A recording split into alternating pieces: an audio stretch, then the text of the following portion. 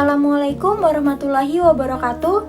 Kami dari kelompok 2 dengan anggota yang terdiri dari A. Farhan Mangadi dengan NIM 200311713710, Konita Gevira Suraya dengan NIM 200544624836, Richa Oktabarera dengan NIM 200151602918, dan saya sendiri Usatur Hasanah dengan NIM 200413623310 akan mempresentasikan hasil kelompok kami dengan judul penentuan topik dan kerangka karya ilmiah sebagai pemenuhan tugas mata kuliah Bahasa Indonesia yang dibimbing oleh Profesor Dr. Wahyudi Siswanto MPD.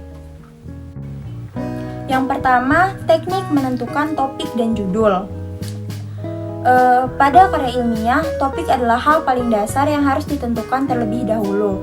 Beberapa hal yang harus dipertimbangkan dalam menentukan topik yaitu: 1. Sesuai dengan prodi atau bidang ilmu yang dikuasai. Yang kedua, menarik terutama bagi peneliti itu sendiri. Yang ketiga, isu-isu yang masih hangat atau sedang dibicarakan di masyarakat. Yang keempat, problematik, yaitu harus dapat menyelesaikan suatu permasalahan baik yang diperkirakan akan menjadi masalah ataupun sudah menjadi masalah. Masalah itu sendiri tidak selalu negatif, tetapi bisa jadi masalah yang bersifat positif. Yang kelima, peristiwa-peristiwa nasional atau internasional.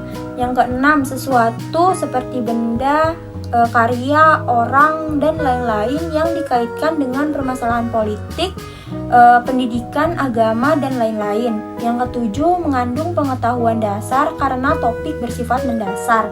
Yang kedelapan, terbatas. Walaupun bersifat dasar dan umum, topik harus tetap terbatas akan suatu bidang tertentu. Yang kesembilan, memperhatikan proses pengumpulan data, dan yang terakhir adalah yang ke-10, bermanfaat. Dalam mengembangkan topik dapat dilakukan dengan beberapa cara seperti: 1. Mencari aspek yang terkait pada topik. Yang kedua, mencari sinonim dari topik yang diinginkan. Yang ketiga, mencari arti yang berhubungan dengan topik. Yang keempat, mencari arti yang lebih luas atau lebih sempit dari topik. Yang kelima, perubahan kata dasar. Dan yang keenam, istilah ilmiah dan sebagainya. Sumber informasi untuk mengembangkan topik bisa didapat dari ensiklopedia, kamus, tesaurus, buku pedoman, buku teks, dan lain-lain. Dalam pembuatan topik, perhatikan pokok masalah yang ada, lalu tuangkan dalam 2 kata agar memiliki sifat keterbatasan. Contoh-contoh topik: 1. Mesin, itu topiknya jadi mesin magnetik atau material mesin. Terus yang kedua, jembatan, topiknya jadi struktur jembatan atau konstruksi jembatan. Yang ketiga, minyak, topiknya jadi minyak goreng. Dan yang terakhir, contohnya magnet, topiknya jadi magnet neodymium, dan contoh-contoh yang lainnya. Baik, yang selanjutnya saya ingin menentukan judul atau cara bagaimana sih membuat judul. Judul itu sendiri merupakan label atau nama dari karya ilmiah yang kita tulis, yang memiliki beberapa fungsi, yaitu merupakan identitas atau cermin dari jiwa seluruh karya tulis. Kemudian temanya menjelaskan diri dan menarik sehingga mengundang orang untuk membaca atau untuk mempelajari isinya.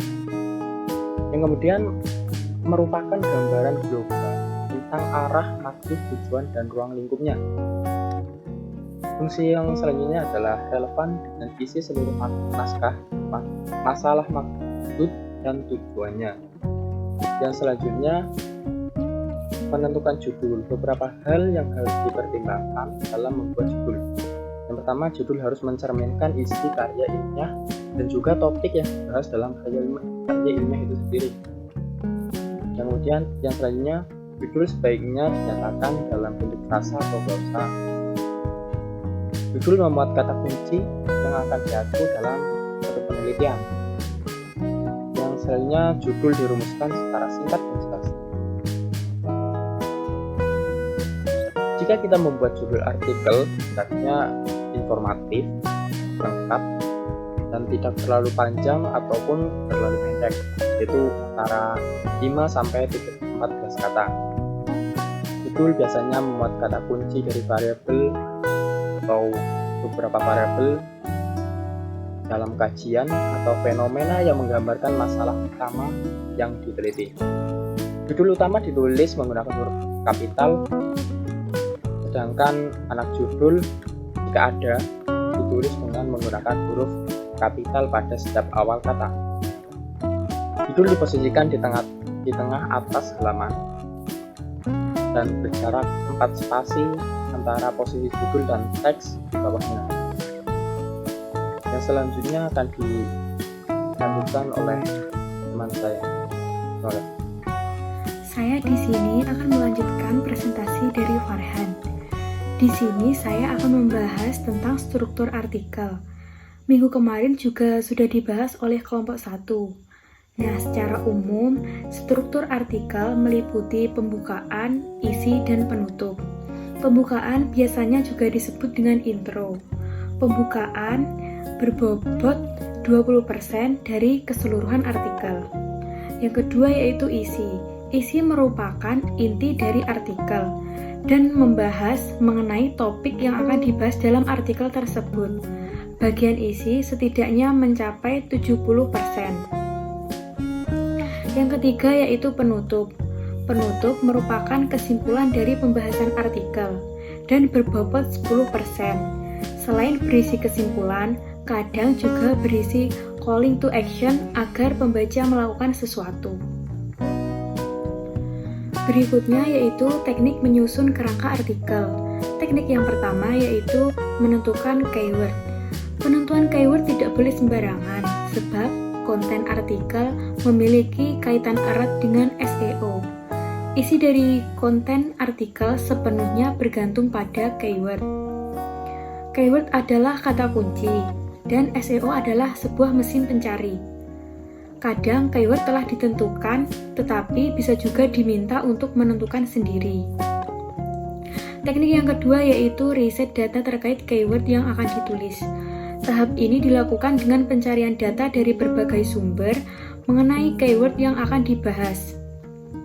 Biasanya penulis melakukan riset dan menggunakan mesin pencari, yaitu SEO tadi.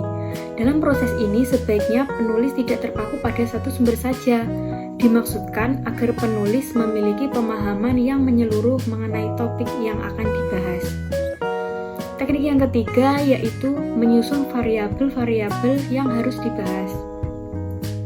Variabel diperoleh dari hasil riset yang telah dilakukan pada tahap sebelumnya. Penyusunan variabel juga turut menentukan sudut penulisan. Setelah mengetahui keyword yang akan ditulis, lalu menentukan variabel apa yang penting dan berpengaruh, dan mana yang harus dibahas dan mana yang tidak. Teknik yang keempat yaitu membuat judul yang menarik. Sebaiknya di sini penulis memilih judul semenarik mungkin agar pembaca tertarik dan ingin membaca artikel yang Anda buat.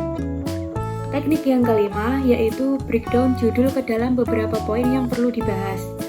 Setelah melihat pada variabel penting pada keyword, judul diturunkan ke dalam beberapa sub pembahasan. Jika dirasa masih kurang tepat, maka saatnya membenarkan posisi dari setiap sub yang akan dibahas. Yang terakhir yaitu menyusun poin-poin pembahasan sesuai alur pembahasan yang semestinya. Di sini sebaiknya menentukan apakah susunan sub-sub pembahasan tadi sudah memiliki alur yang semestinya atau belum. Sekian dari saya dan akan dilanjutkan oleh teman saya. Di sini saya akan melanjutkan menjelaskan bagaimana menyusun kerangka makalah atau teknik menyusun kerangka makalah. Pertama-tama kita harus mengetahui dulu apa saja sih kerangka pada makalah tersebut. Nah, pada bab 1 terdapat latar belakang, kemudian rumusan masalah, kemudian yang ketiga tujuan penelitian, kemudian manfaat penelitian, dan yang terakhir adalah metode. Kemudian pada bab 2 terdapat deskripsi hasil penelitian dan analisis hasil penelitian. Selanjutnya untuk bab 3 terdapat kesimpulan dan saran. Nah, kemudian apa saja yang perlu kita siapkan dalam pembuatan makalah ini? Nah, pertama, kita harus bisa menentukan topik atau rumusan masalah. Nah, sangat penting untuk menentukan topik apa yang ingin dibahas agar lebih memudahkan dalam pembuatan isi makalah tersebut.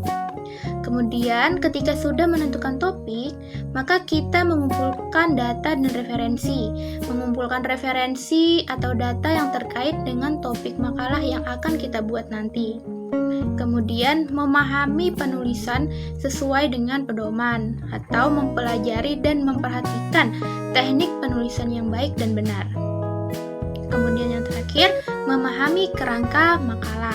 Nah, di sini kerangka makalah terdapat standarisasi dalam susunan kerangka makalah yang harus dipahami sebelum membuat makalah agar nantinya ketika kita membuat makalah isinya itu akan sistematis. Nah, bagaimana sih teknik menyusun kerangka makalah tersebut? Kita lihat pada bab 1 terdapat latar belakang, rumusan masalah, dan metode. Nah, di sini kalian harus menulis latar belakang dengan sistematis. Tulislah dengan jelas mengenai alasan mengapa memilih tema tersebut. Nah, pusatkan tema yang dibahas agar tidak keluar pada pembahasan. Selanjutnya pada bab 2, di sini terdapat deskripsi hasil penelitian, analisis hasil penelitian. Nah, pada bab ini berisi mengenai hasil dari penelitian si penulis yang relevan dengan topik makalah yang ia ambil. Kemudian pada bab terakhir yaitu bab 3 ada kesimpulan dan saran. Nah, di sini berisi rangkuman singkat tentang hasil penelitian yang penulis buat dari pembahasan bab 1 dan bab 2. Kemudian diakhiri dengan saran.